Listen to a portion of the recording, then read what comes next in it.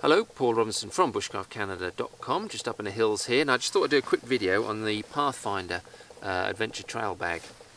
It's a bag we've had in for a little while actually, but we do get quite a few emails about this, and most of them are asking about the size, so I just thought I'd do a quick video and just show you the size. It's a really decent size bag, actually much bigger than most other bags of this type.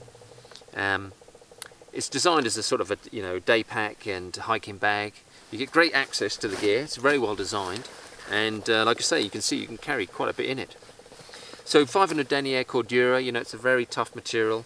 It's going to last you a long time. Lots of moly on it too.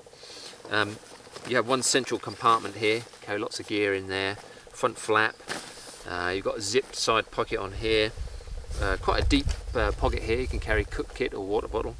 And then on the flap you've got more zipped pockets here and another deep pocket at the back.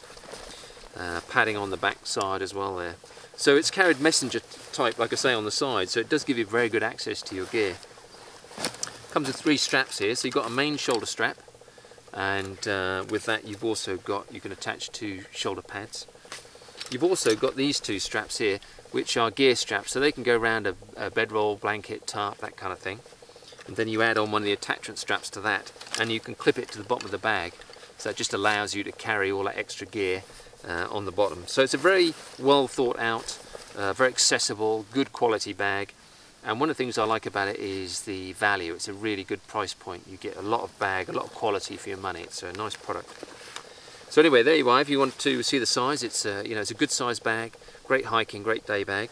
You can see them on our site, bushcraftcanada.com, or if you want any more information about them, you can just give me an email, paul@bushcraftcanada.com.